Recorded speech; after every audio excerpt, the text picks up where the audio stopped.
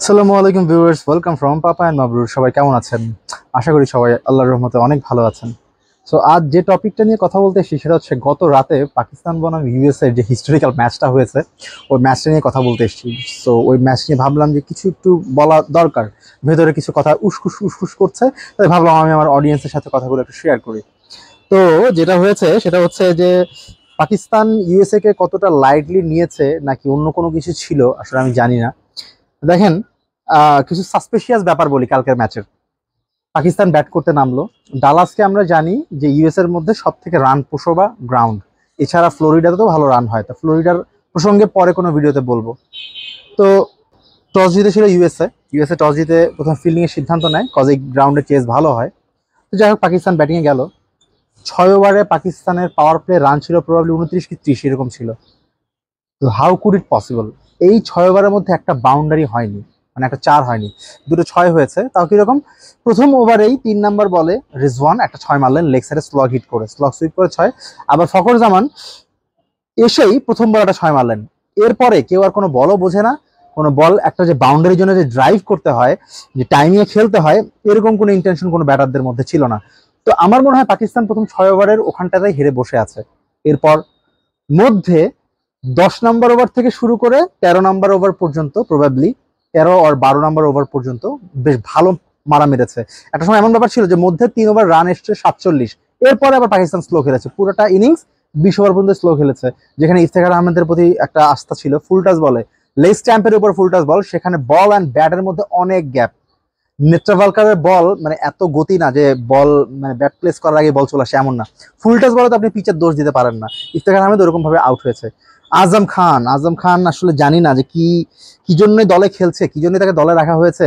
সে last কোন series থেকে, Ireland series থেকে আজম খানের ব্যাটে কোনো রান নাই। ইংল্যান্ড সিরিজে তো পায়নি, আয়ারল্যান্ড সিরিজেও পায়নি, ইভেন এখন যেটা চলছে এখানেও পাচ্ছে না। উসমান খান সব থেকে বড় রং ডিসিশন যখন নিয়েছিল, আমার মনে হয় যে তার আর 15 মাস বাকি ছিল দুবাই হয়ে খেলার জন্য। তো সে দুবাইতে খেলা রিজেক্ট করে সে পাকিস্তান দলেই খেলার সিদ্ধান্ত নিয়েছে। ভালো, নিজের দেশে খেলবে। কিন্তু এখন যদি উসমান খান, তাকে যদি দল থেকে বের করে দেওয়া হয়, উসমান খান দুবাইতেও যেতে পারবে না, পাকিস্তানেও ওরকমই থাকতে পারবে না। তার ক্যারিয়ার কিন্তু বেশ অনিশ্চয়তার দিকে, কজ কোনো একটা ইন্টারন্যাশনাল টি-20 ম্যাচে উসমান খানের কাছ থেকে কোনো পারফরমেন্স পাওয়া যায়নি। প্রতিটা ম্যাচে মোটামুটি ফ্লপ ফ্লপ ফ্লপ। আগেই বলেছিলাম পাকিস্তানের যে পিচ, ওই পিচের সাথে ওয়ার্ল্ড ওয়াইড যে ইন্টারন্যাশনাল যে পিচগুলো হয়, আকাশ পাতাল বিস্তর পার্থক্য থাকে। সেখানে ওইরকম পারফরমেন্স করা যায় না। বাবর আজম নিজের হাতে বলা যায় পাকিস্তান দলের ইনিংসটার গলা টিপেছে। কিভাবে? বাবর আজম প্রথম 21 বলে তার রান ছিল 4। আপনি ভাবতে পারেন প্রথম 21 বলে, মানে Babar Azam one of best world batsman, তার রান প্রথম 21 বলে 4 থাকে, কতটা স্লো ক্রিকেট খেলেছে সে। যাই হোক, এভাবেই আস্তে আস্তে পাকিস্তান নিজেদের নিজেদের ইনিংসের গলা টিপেছে। এক্ষেত্রে পাকিস্তান একাদশের মধ্যে ইমাদ ওয়াসিমকে রাখেনি, যে সব থেকে ভালো ফর্মে ছিল, ইনফর্ম ক্রিকেটার।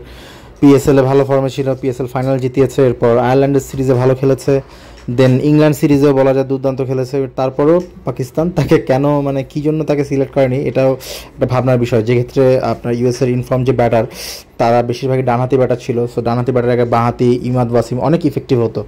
সো এই জিনিসগুলো অ্যাকচুয়ালি মানে একটু ফোকাসে রাখা উচিত ছিল। তো এইগুলো আসলে ঝামেলা ক্রিয়েট করেছে। এটাও আমার বোধগম্য ছিল না যে কেন যেখানে স্পিনাররা ভালো করবে সেখানে 4টা এরকম ফাস্ট বোলার খেলানোর রিজনটা কি। মাত্র সাদাব খান একটা লেগ স্পিনার, রিস্ট স্পিনাররা কিন্তু সব জায়গায় ভালো বল করে না। এটা পাকিস্তান ক্রিকেটের মাথায় রাখা উচিত ছিল। আর ইউএসএ ক্রিকেটার যদি ইউএসএ ক্রিকেট ফলো করে থাকেন, রিসেন্টলি ইউএসএতে যে তাদের ফ্র্যাঞ্চাইজি টি-20 টুর্নামেন্ট হয়েছে, বা ইউএসএ ইন্টারন্যাশনালি তারা যে বিভিন্ন জায়গায় খেলে বেড়াচ্ছে, আপনি যদি আপডেট নিয়ে থাকেন ইউএসএ কতটা স্ট্রং টিম, তখনই আপনি বুঝতে পারবেন। ইউএসএ ইন্টারন্যাশনালি কম খেলেছে ঠিক আছে, বাট তাদের খেলোয়াড়রা কতটা এক্সপেরিয়েন্সড। নেত্রাভালকার, সে কবে থেকে দেখছি নেত্রাভালকার ডেথে দুর্দান্ত বল করে, পাওয়ারটা দুর্দান্ত বল করে, তাকে খেলাটা বেশ ডিফিকাল্ট। নেত্রাভালকার ইন্ডিয়া আন্ডার 19 টিমে ছিল। সো নেত্রাভালকার কিন্তু অসাধারণ একজন বোলার। তার সাথে জসদীপ সিং দুর্দান্ত, হরপ্রীত সিং দুর্দান্ত। আন্ডার 19 ওয়ার্ল্ড কাপ খেলেছে ইন্ডিয়া ন্যাশনাল টিমের হয়ে। কোরি অ্যান্ডারসন সবাই জানি সে কে, নিউজিল্যান্ডের এক্স ডিভাস্টেটিং ক্রিকেটার, যে সাউথ আফ্রিকান ক্রিকেটার ফলোয়ার যারা বা তাদের ফেভারিট দল বা তাদের ফ্যান যারা, তাদের হার্ট ব্রেক করেছিল এই কোরি অ্যান্ডারসন। স্টিল এখন আমার মনে আছে সেই দিনটার কথা। তো ওপেনিং এ স্টিভেন টেলর, আমরা জানি সিপিএল এ জ্যামাইকার হয়ে স্টিভেন টেলরের কত ডিস্ট্রাকটিভ ইনিংস রয়েছে।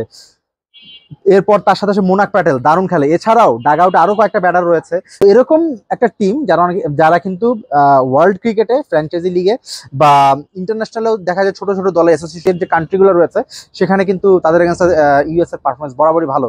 তো আমার মনে হয় এখনকার অডিয়েন্স বা যারা আছেন তারা যতটা ক্রিকেট খেলা নিয়ে অ্যানালাইজ করে, ইন্টারন্যাশনালি আমার মনে হয় যে যারা টিম অ্যানালাইসিস হিসেবে আছে তারা ওভাবে অ্যানালাইজ করে না।